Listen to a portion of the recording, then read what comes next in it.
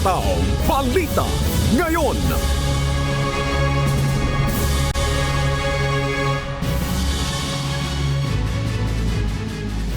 Magandang umaga, Luzon, Visayas, Mindanao at sa buong mundo. Oras natin sa buong kapuluan, alas 5:04 ng umaga, Philippine Standard Time. Ako po, si Annie Rentoy. Ngayon po ay araw ng Huwebes, ika-16 sa buwan ng Enero, taong 2025. Tayo po ay sabayan na papakinggan sa Radyo Libertad 1350, ang UNTV Radio. Ako po inyong amigo, Sherwin Kulubong. Good morning sa iyo, amigo. Alam mo, this time, sakay tayo ng UNTV Radio Mobile Booth na narito ngayon sa tanggapan ng Philippine Institute of Volcanology and Seismology. Kamusta naman ang sitwasyon doon sa mga pinanggalingan at dinaanan mo, amigo? Good morning din sa iyo, Annie. Dito naman sa South Luzon Expressway, northbound, kung saan tayo nagmula dito sa Calamba.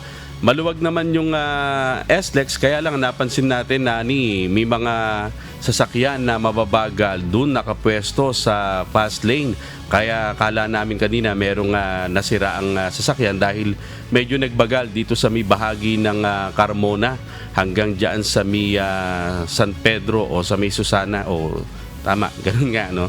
Yun lang, paalala natin sa mga motorista na pagka mabagal ang sasakyan, ika nga, mamalagi sa kanan. Sa inyo naman dyan, Ani, kamusta naman ang inyong sitwasyon?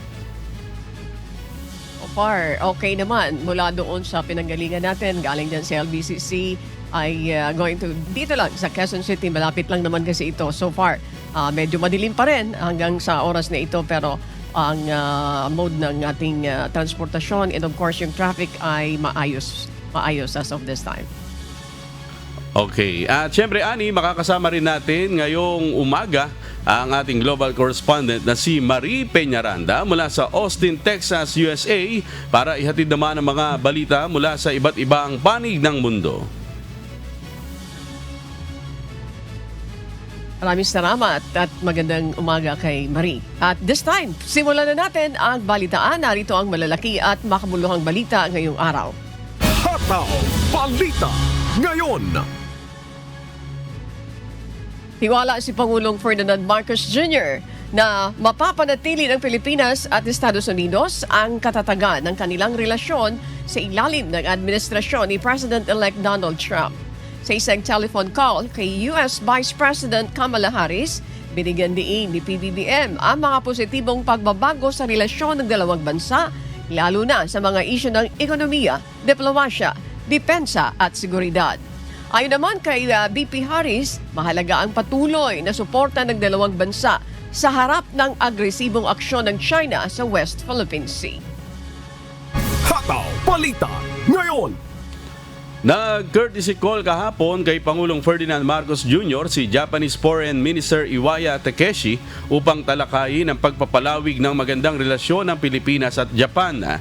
Ayon kay Pangulong Marcos Jr., mahalaga ang pagpapatuloy ng mga usapan ukol sa trilateral agreement ng Pilipinas, Estados Unidos at Japan. Binanggit naman ng Minister Iwaya ang kahalagahan ng kooperasyon sa seguridad at hiniling ang patuloy na suporta ng Pilipinas sa kanilang mga layunin. I think that it is good that we continue these discussions. I hope that we will be able to have a chance for the Philippine side to explain and to show what has been done in terms of the agreement since the signing of the tripartite agreements. In order to realize a free and open Indo-Pacific, I would like to ask Your Excellency's continued support in strengthening cooperation between Japan and the Philippines on security issues and other global affairs. Hataw Balita ngayon. Muling tiniyak ni Japan, Foreign Minister Iwaya Takeshi, ang suporta sa maritime security ng Pilipinas sa gitna ng tumitinding tensyon sa South China Sea at East China Sea. Sa pulong kay Foreign Affairs Secretary Enrique Manalo, binigyan ni Iwaya ang pagtutol ng Japan sa anumang unilateral na aksyon na nagpapataas ng tensyon sa rehiyon. Kasama sa tulong ng Japan ang OSA at ODA para sa pagpapabuti ng maritime safety capabilities ng bansa. We both expressed concern on developments in the South China Sea and the East China Sea. And as neighbors, we face similar challenges in our common pursuit of regional peace and stability. Thus, we are working together to improve resilience and enhance adaptive capacity in the face of the evolving geopolitical landscape in the Indo-Pacific region. Hataw Balita ngayon. Inanunsyo ng Office of the Vice President na hindi na maipagpapatuloy ng OBP ang Medical at Burial Assistance Program nito ngayong 2025 dahil walang nakalaang pondo para rito sa General Appropriations Act. Noong 2024, nakapagbigay ang programa ng higit 822 million pesos sa 187,028 na benepisyaryo. Dahil sa malaking bawas sa budget ng OBP, apektado rin ang ilang proyekto ng opisina tulad ng libreng sakay at financial assistance sa satellite offices nito. Hataw Balita ngayon. Magkakaroon ng dagdag singil sa kuryente simula Pebrero dahil sisimula na ng National Grid Corporation of the Philippines ang pag-recover ng natitirang 3.05 billion pesos para sa ancillary services mula sa power generators. Inaprubahan ng Energy Regulatory Commission o ERC noong sa Disyembre ang nasabing koleksyon na hahatiin sa 3 buwan para sa Luzon at 6 na buwan naman para sa Visayas at Mindanao. Ayon sa ERC, ang mga dagdag singil sa Luzon at Visayas ay aabot sa 0.124 centavos kada kilowatt hour habang 0.033 centavos naman kada kilowatt hour sa Mindanao. Hataw Balita ngayon. Maaaring mabago ang numero sa balota ng mga kumakandidato sa pagkasenadora. Madadagdag kasi ang pangalan ng isang senatorial aspirant matapos itong makakuha ng temporary restraining order mula sa Korte Suprema. Isa pa sa maaaring makaapekto sa numbering sa balota ay kung itutuloy ni former Senator Chavit Singson ang pag-atras nito sa senatorial race. Samantala, target naman ng COMELEC na muling umpisahan ang pag-iimprenta ng mga balota sa Lunes, January 20. Matapos itong pansamantalang itigil dahil sa TRO na inilabas ng Supreme Court. Letter M po kasi yung pangalan ng kandidatong nakakuha sa national position, sa senador na posisyon. And therefore, pag pinasok po natin, pag binilang niyo po yung sa 66 na present na kandidato, ay 12 pong senador yung nasa ilalim na maaaring maapektuhan, maaari nakapagpa-imprenta na ng mga pangalan na may numero, and therefore kasama po talaga yon sa mga consequence. Hataw Balita ngayon. Kinumpirma ng Philippine National Police o PNP na binawi na nila ang 674 na pulis na nagsisilbing bantay sa mga personalidad, kabilang na ang mga politiko at mga opisyal ng gobyerno. Kaugnay ito sa nalalapit na halalan. Ayon kay Police Brigadier General Jean Fajardo, 444 ang tinanggal sa mga government officials, 228 sa mga private individuals at 197 sa mga kandidato. Gayunpaman, nilinaw ng PNP na maaaring mag-apply muli ang mga individual para sa security detail o kumuha ng proteksyon mula sa mga lisensyadong private security agencies.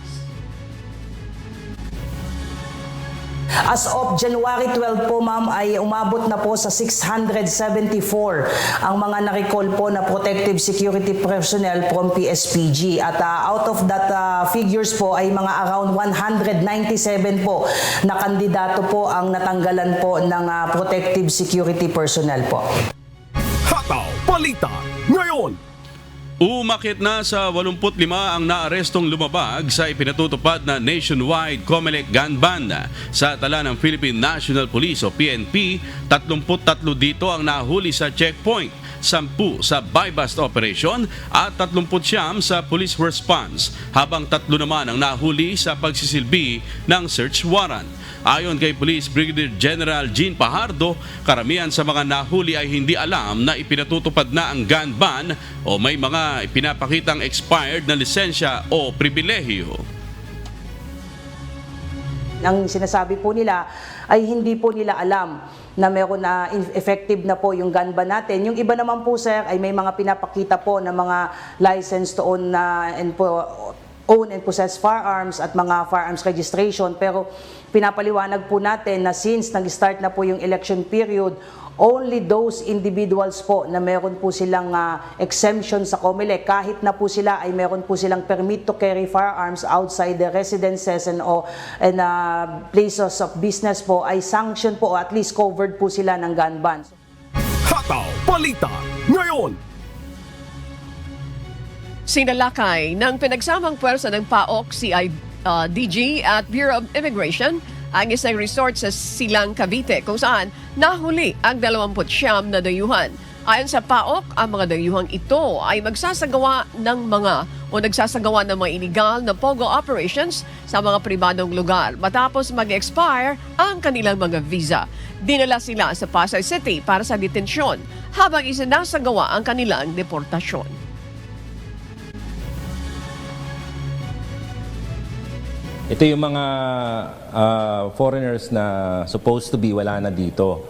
Kasi nga, noong October 15, na-downgrade na yung mga visa nila from working visa ay ginawang tourist visa. So, nakita nyo naman na nakaupo pa rin sila dyan sa mga computers nila. So, that's a violation of the condition of their stay dito sa ating bansa. That's in violation of our immigration laws.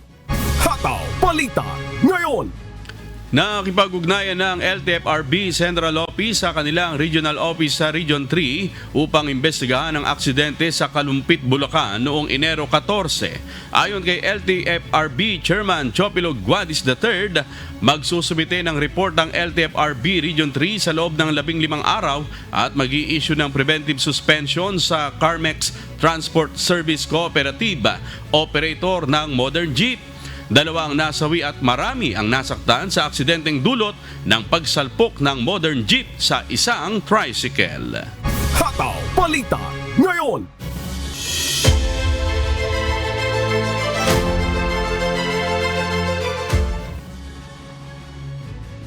Tinalakay sa House Committee on Health ang issue ng 59 billion pesos na bayarin ng PhilHealth sa mga ospital mula 2018 hanggang 2023. Ayon kay PhilHealth Senior Vice President Renato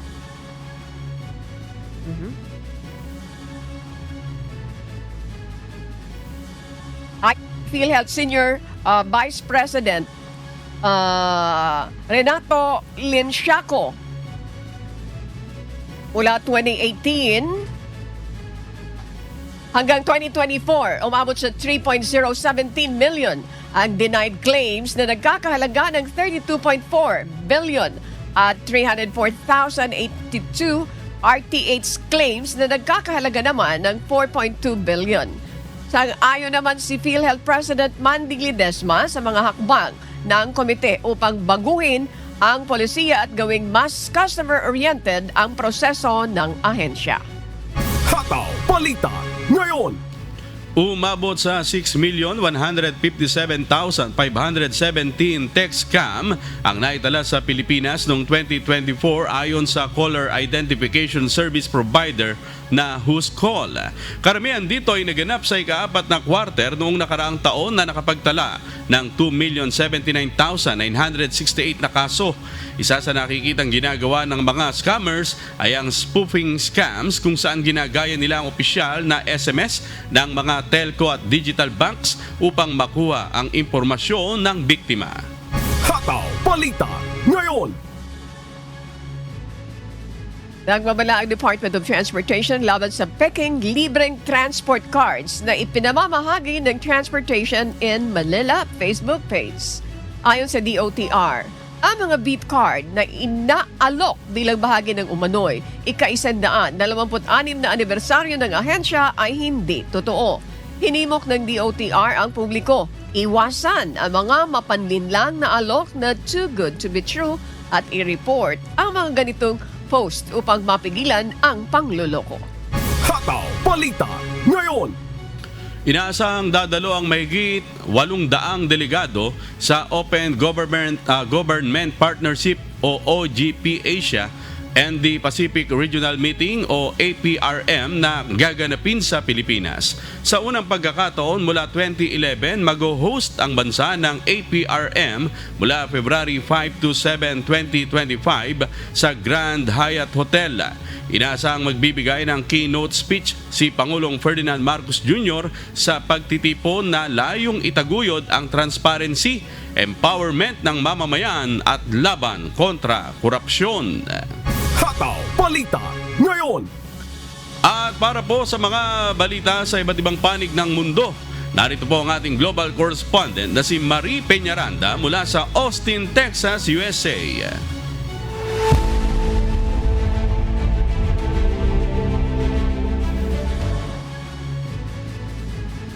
Yes, magandang umaga amigo, Annie at sa ating mga kasambahay. Pinulong ni Canadian Prime Minister Justin Trudeau ang kanyang gabinete upang talakayin ang tugon ng bansa sa banta ni US President-elect Donald Trump na pagpapataw naman ng 25% tariff sa mga inaangkat mula Canada. Layo nitong protektahan ang interes ng Canada at palakasin ang relasyon nito sa US. Ito ang humahataw na balita ni Imelda Andrada. Hataw Balita ngayon. Inihayag ng opisina ni Canadian Prime Minister Justin Trudeau na ang cabinet retreat sa January 20 to 21 ay tututok sa pagtatanggol sa ekonomiya ng Canada.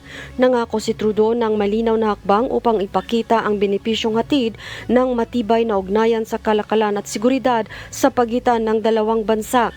Nais ni Trudeau na magkaisa ang Ottawa at ang 10 probinsya sa pagtugon sa banta ng Trump administration. Pinangangambahan ng mga ekonomista na ang planong tariff ay magdudulot ng recession, lalo't 75% ng mga produkto at serbisyong inaangkat ng Canada ay napupunta sa US ayon kay Ontario Premier Doug Ford. Maaaring mawalan ng kalahating milyong trabaho ang probinsya kung matutuloy ang tariff. Tutol naman si Alberta Premier Danielle Smith sa panukalang paghinto ng crude oil exports. Aniya, maaaring magdulot ito ng krisis sa pagkakaisa ng bansa. Kasabay ng pagpupulong, ipitutupad ng Canada ang 1.3 billion Canadian dollars na plano para sa border security bilang tugon sa puna ni Trump na may kakulangan sa seguridad ng hangganan. Imelda Andrada, humahataw sa balita ngayon. Hataw Balita ngayon. Inanunsyo ni US President-elect Donald Trump sa kanyang social media post na nais niyang magtayo ng bagong ahensya na mangungulekta naman ng mga taripa, buwis at lahat ng external revenues mula sa ibang bansa. Ito ang humahataw na balita ni Chris Pugaban. Hataw Balita ngayon. Nais ni incoming US President Donald Trump na magtayo ng External Revenue Service Agency pag-upo niya sa pwesto sa darating na Lunes para sa kanyang ikalawang termino. Ayon kay Trump, ang ahensya ay magsisilbing kolektor ng mga taripa, buwis at iba pang kita mula sa banyagang pinagkukunan ng kita ng bansa. Tinatayang makakatulong ang bagong ahensya upang malikom ang 4.5 trillion US dollars sa loob ng 10 taon kung ipatutupad ang average na 20% universal tariff. Nauna nang sinabi ni Trump na nais niyang magpataw ng 10% taripa sa global imports, 25% sa mga produkto mula sa Canada at Mexico, at 60% sa goods mula sa China. Chris Fugaban, humahataw sa balita ngayon. Hataw Balita ngayon. Ipinabatid ng Biden administration sa Kongreso na tatanggalin nila ang Cuba sa listahan ng state sponsors of terrorism. Ito ay dahil sa napagkasundoang pagpapalaya sa 553 political prisoners. Ito ang humahataw na balita ni Daryl Angeles. Hataw Balita ngayon. Sinang-ayunan ng communist government ng Cuba ang anunsyo ng Biden administration na aalisin na ang Cuba sa listahan ng mga estado na sumusuporta sa terorismo. Ang kasunduan ay nabuo 5 araw bago ang pagbaba sa pwesto ni President Biden. Gayunman, nananatili ang pagharang ng US sa ekonomiya ng isla na nagdulot ng matinding epekto sa mga mamamayan, kabilang na ang pag-aalis ng ilan sa bansa. Ipinahayag ni Michael Gonzalez Vivero, isang Cuban journalist, na bagaman may pagkabahala sa posibilidad na muling ibalik ni Trump ang Cuba sa listahan, inaasahang mapapalaya ang mga prominenteng dissident gaya ni Jose Daniel Ferrer, Luis Manuel Otero Alcantara at Michael Osorbo Castillo Perez. Idineklara ang Cuba bilang state sponsor of terrorism noong 2021 bago bumaba sa pwesto si Trump. Dahil sa designasyon, napapatawan ng parusa ang mga tao at bansang may kaugnayan sa Cuba, kabilang na ang pagkakaroon ng mga sanctions sa foreign assistance, defense exports at dual-use items. Hinimok ni President Gabriel Boric ng Chile ang pagbabago ng polisiya ng US at pagtanggal sa mga sanksyon na lubos na nakakaapekto sa mga Cuban. Subalit may ilan na naniniwalang muling ibabalik ni Trump ang designasyon sa pag-upo nito sa pwesto sa January 20. Daryl Angeles, humahataw sa balita ngayon. Hataw Balita ngayon. Nagpatupad ang Estados Unidos ng mas mahigpit na control sa pag-export ng mga artificial intelligence o AI chips sa ilang bansa na nagdulot naman ng pangamba sa tech companies. Ito ang humahataw na balita ni James Bontuyan. Hataw Balita ngayon. Inilatag ng Biden administration ang bagong framework para sa pag-export ng mga advanced na computer chips na ginagamit sa paggawa ng artificial intelligence o AI na naglalayong balansehin ang mga isyung pang-seguridad at pang-ekonomiya. Walang restriksyon sa 18 bansa kabilang ang UK at iba pang kaalyado ng US. Kasama sa mga umaapila laban sa plano ang malalaking tech company sa US tulad ng chipmaker na Nvidia. Ayon sa kanila, hindi nito mapipigilan ang banta bagkus ay magpapahina lamang sa kompetisyon at innovation ng Amerika. May 120-day comment period bago maging epektibo ang mga bagong patakaran na naglilimita sa pag-export ng ilang teknolohiya sa karamihan ng mga bansa sa buong mundo. Ipinahayag ni Jonathan Q. Lee, co-head ng tech group sa Clifford Chance Law Firm, na hindi magtatagal ang mga patakarang ito dahil isa sa mga pangako ni President-elect Donald Trump ay baguhin ang pamamaraan sa regulasyon ng AI. Ayon naman sa Information Technology and Innovation Foundation, mas makabubuti sa US kung magpo-focus sa kompetisyon kaysa sa pagpigil. Sinabi ni Daniel Castro, Vice President ng think tank, na sa pagpigil sa ibang bansa, maaaring mapalakas ang posisyon ng China sa global AI ecosystem. James Bontuyan, humahataw sa balita ngayon. Hataw Balita ngayon. Naglaan ng 3 billion Australian dollars na pondo si Prime Minister Anthony Albanese upang kumplituhin ang National Broadband Network o NBN at mapabilis ang internet services sa Australia. Ayon kay Albanese, ang mabilis na internet ay mahalaga para sa ekonomiya, trabaho,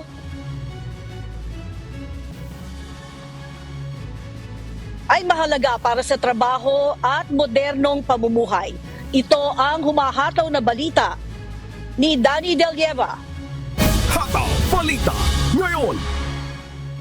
Nilagdaan ni Prime Minister Anthony Albanese ang 3 billion Australian dollars na pondo para tapusin ang Fiber to the Node o FTTN at palitan ito ng Fiber to the Premises o FTTP sa loob ng 7 taon. Target nito ang mahigit 622,000 ng bagong koneksyon. Higit sa kalahati nito ay para sa mga rural at regional areas. Tiniyak ni Albanese na mananatiling pag-aari ng publiko ang NBN upang mapanatili itong abot kaya para sa mga pamilya at negosyo. Families and businesses deserve high-speed internet at an affordable price. Labor created the National Broadband Network and only Labor will finish the NBN and importantly keep the NBN in public hands, because we regard the National Broadband Network as essential national infrastructure.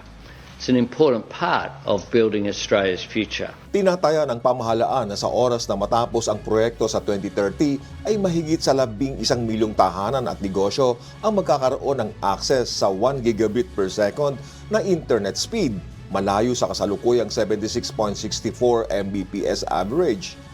Ipinaliwanag ni NBN Company CEO Ellie Sweeney na ang patuloy na pagtaas ng demand para sa data ay nagiging dahilan upang mas maging mahalaga ang mabilis at maaasahang koneksyon. Binigyang diin niya na ang karagdagang pondo ay ang huling hakbang para sa proyektong magpapahusay sa broadband services sa buong bansa. Ipinahayag naman ni Communications Minister Michelle Rowland na maaaring makatipid ang bawat pamilya ng hanggang 100 oras at $2,500 Australian dollars kada taon dahil sa high-quality broadband na hatid ng proyekto.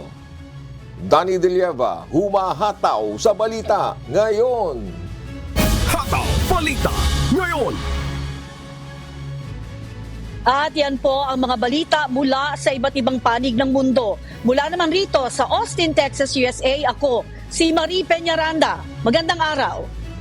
Hataw Balita Ngayon.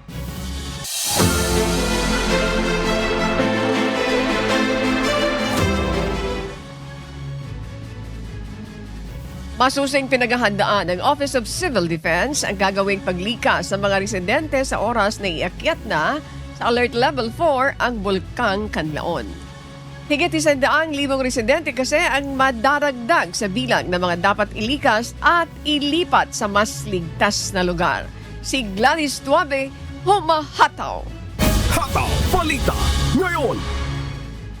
Sa karanasan ng mga local government units sa Negros Island, aabutin ng 2 araw ang paglikas sa 2,000 residente. Paano pa kaya sa inaasahang higit 100,000 residente na madaragdag sa mga dapat ilikas sa oras na itaas sa Alert Level 4 ang Bulkang Kanlaon? At dahil sa malaking bilang na ito, pinag-aaralan at pinaghahandaan ng Office of Civil Defense ang gagawing paglikas para masiguro ang kaligtasan ng mga residente. Kahapon ay nagkaroon ng pagpupulong ang mga opisyal ng Office of Civil Defense at mga opisyal ng Negros Occidental upang pag-usapan ang gagawing contingency plan. So ang tanong, gaano natin kabilis maililikas kung kinakailangan yung 100,000 na tao? Ano yan? Additional 10,000 families, no? Yes, sir. Hindi madaling gawin yon. Kaya kailangan pagplanuhin yon. So, kausap namin si Governor Lacson at ang Mayor ng La Castellana upang tingnan namin yung detalye at masigurado nating handa tayo sa ganung sitwasyon. Mahirap kasi na lahat tayo gusto natin huwag pumutok ng tuluyan yung bulkan.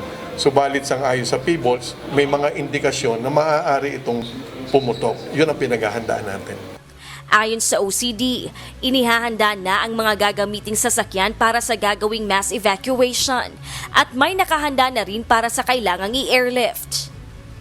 Pagtitiyak ng ahensya na nakahanda ang national government upang tumugon sa kakailanganin ng mga evacuee. Talagang handa naman ang national government. Lahat ng ahensya ng pamahalaan. Handa tayo sa kanya-kanya dapat gawin. Again, ang DSWD, pagdating sa family food banks, handa yan at sa financial assistance. Ang Department of Health, handa yan kasama namin pagdating sa hygiene kits at sa mga medical kits. Ang Department of Labor, tutulong din sila, kasama rin ang DSWD dun sa financial assistance. Kasi marami mga nawawalan na ng hanap buhay. So tingnan natin yung posibleng temporary livelihood programs for them.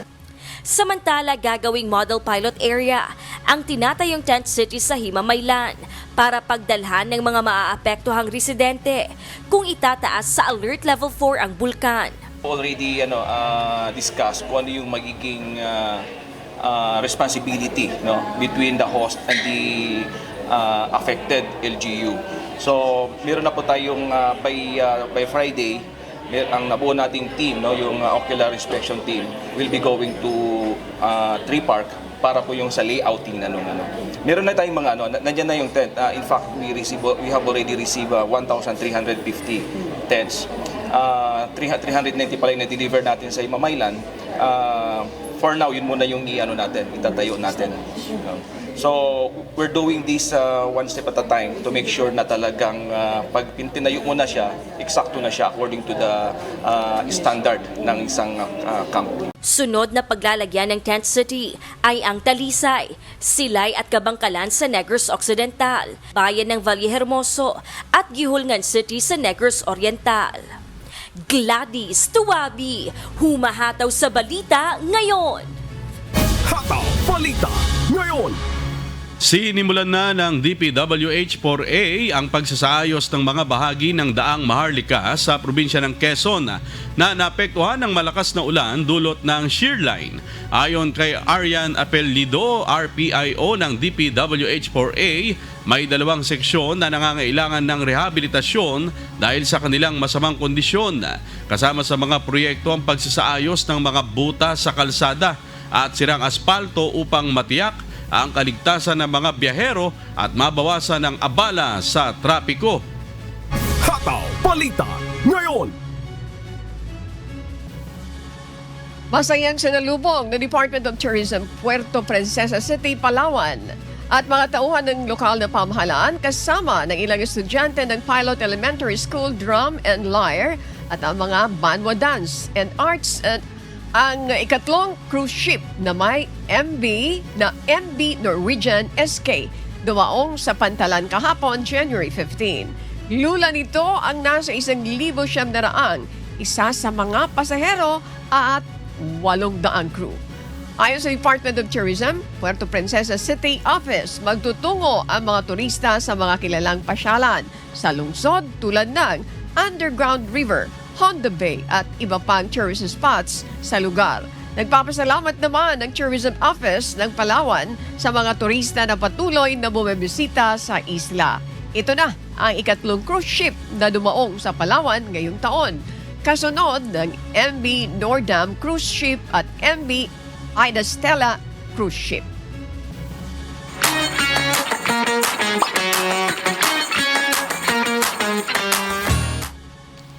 Isang consular event ang nakatakdang gawin sa Paramaribo, Suriname sa January 18 at 19.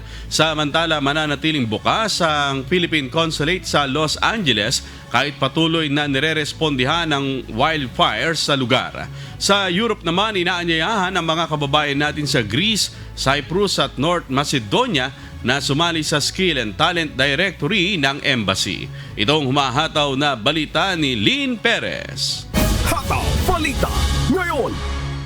What's up, kabayan? Magkakaroon ng consular events sa Paramaribo, Suriname mula January 18 hanggang 19. Kasama sa mga serbisyong alok sa event ay ang passport renewal at civil registration. Para sa mga karagdagang impormasyon, bisitahin lamang ang official Facebook page ng Embassy sa facebook.com/PHinBrazil. Samantala, inibitahan ng ating mga kababayan sa Los Angeles na magtungo sa consulate sa kabila ng wildfires. Bukas pa rin ang konsulado para sa may mga kumpimadong appointment at para sa hindi makakarating ay maaaring mag-reschedule ng ibang araw. Kung may mga consular emergencies, maaari namang tumawag sa 213-268-9990. Iniimbitahan din ng mga kababayan natin sa Greece, Cyprus at North Macedonia na mag-register sa Skill and Talent Directory ng Embassy para sa mga darating na aktibidad sa mga nasabing bansa. Bisitahin lamang ang Facebook page ng Philippine Embassy sa Athens sa facebook.com/PHinathens. Naglabas naman ng holiday notice ang Philippine Consulate sa Chicago na sarado ito sa darating na February 17 para sa Washington's birthday. Kung may emergencies ay maaari namang tumawag sa 310-810-3019. Lynn Perez, sumahataw sa Balita Ngayon.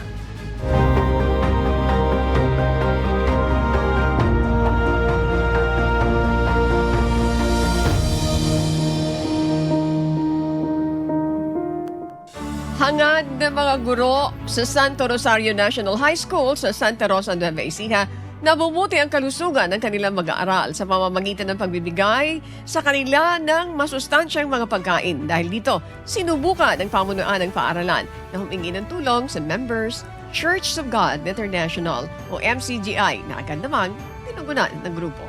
Ito ang humahataw na balita ni Danny Monar. Bukod sa kanilang pag-aaral, alalahanin din ng mga guro sa National High School sa Santa Rosa, Nueva Ecija ang kalusugan ng kanilang mga mag-aaral. Ang target natin na walang mga bata na magiging masasakitin dahil kulang sa pagkain. So sa pamamagitan po nito, matulungan po natin sila na sila'y masustinahan sa pamamagitan ng feeding program. Dahil nakita nito ang patuloy na pagsuporta sa paaralan ng Members Church of God International o MCGI sa loob ng 12 taon, kaya naman humiling ito ng feeding program para sa mga piling mag-aaral na nakikita nilang kulang sa nutrisyon. Ito'y agad namang tinugunan ng grupo. Kahapon January 15, sinimula ng MCGI ang pagpapakain sa 30 mag-aaral na kulang sa timbang. Kailangan ko po ito dahil po pag gumigising po ako na sa aming bahay, gagayak na po ako agad. Tapos papasok na po ako na maaga dahil po malayo pa po yung paaralan. Hindi na po ako nakakakain. Kaya po maraming salamat po sa MCGI Cares dahil po sa foundation na ito, nakakain na po ako at meron na pong laman yung aking sikmura na at makapag-aral na po ako na maayos. Bukod sa feeding program, naghahanda rin ng MCGI ng hygiene kit para sa mahigit 300 mag-aaral. Naglalaman ang hygiene kit ng toothbrush, toothpaste, sabon at alcohol. So una po sa lahat, salamat sa Diyos, lalong-lalo na po kay Brother Daniel Bason po sa pagsasagawa po ng feeding program, at sa programang ito ay di lang po dahil ito dapat matapos, kundi magtuloy-tuloy pa po hanggang sa mga susunod pang mga taon. Magtatagal ang MCGI Cares Feeding Program hanggang matapos ang school year sa buwan ng Abril. Danny Monar, humahataw sa balita ngayon. Hataw Balita ngayon. Ayan, salamat sa Diyos, Ani, at tuloy-tuloy ang isinasagawang MCGI Cares ng MCGI, hindi lamang dito sa ating bansa, kundi maging sa ibayong dagat, Ani. That's correct. Opo, sa ating mga kababayan na napaglilingkuran, abot-abot naman yung pag-shoutout nila ng pagpapasalamat, amigo. Sa MCGI, kay Kuya Daniel, maraming salamat sa inyo po. At yung iba naman, may mga preparation sila sa pagsusulat. Nagpiprepare ng mga sulat at para iparating yung kanilang mga kahilingan. So at this point, gusto natin mag-shoutout muna doon sa ating mga kababayan na mga Pilipino na nandun dyan sa lugar po ng Canada.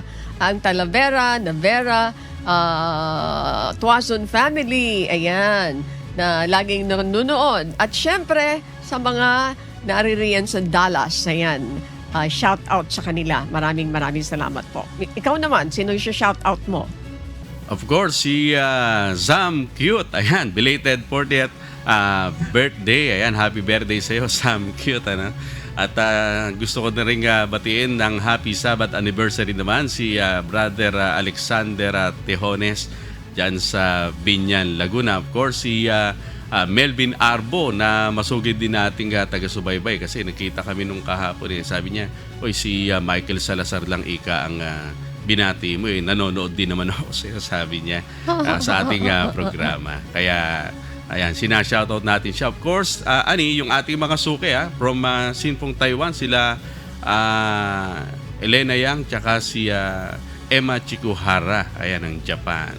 At shoutout din po sa ating mga taga-subaybay. O meron ka pa ba, Ani? Sorry to cut you there. Humingi ako ng paumanhin kasi mayroon mga nagpapa-shoutout na hindi ko po nadala yung listahan. Kaya humingi ako ng paumanhin po sa inyo.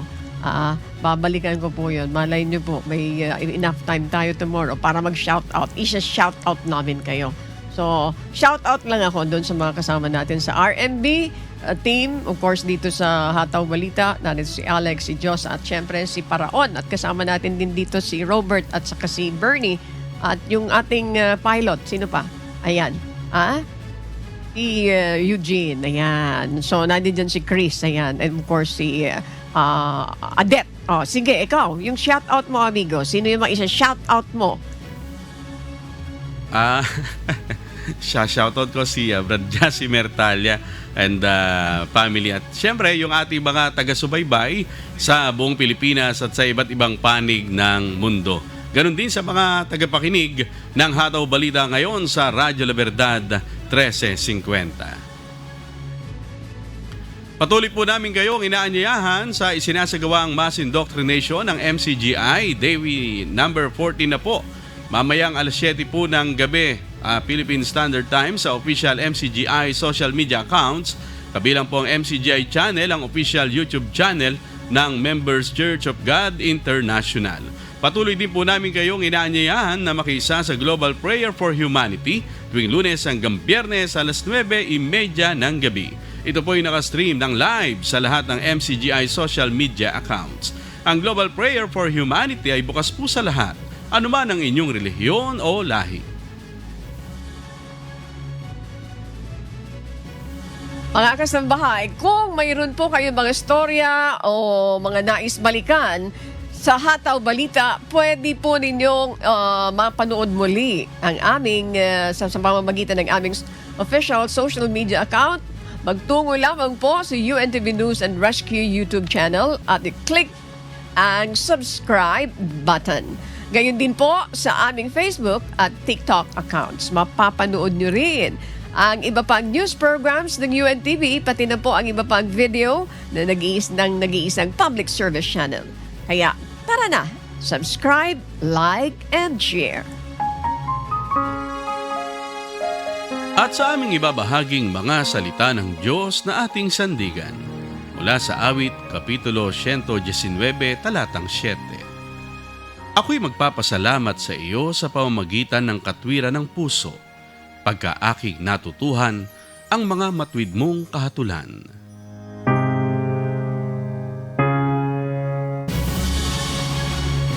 At yan po ang mga humahataw na balita ngayong umaga ng Huwebes, ika-16 sa buwan ng Enero 2025. Ako po ang inyong amigo, Sherwin Kulubong. Sa ngalan po ng lahat ng bumubuo ng UNTV News and Rescue, UNTV Radyo La Verdad 1350, at ng ating mga correspondent mula sa Pilipinas at sa iba't ibang panig ng mundo. Ako naman, si Annie Rentoy. At dito sa UNTV at UNTV Radyo La Verdad 1350, Diyos ang aming sandigan. Serbisyo publiko ang aming pinahahalagahan. Susunod na po ang Good Morning Kuya. Salamat po sa Diyos at magandang umaga.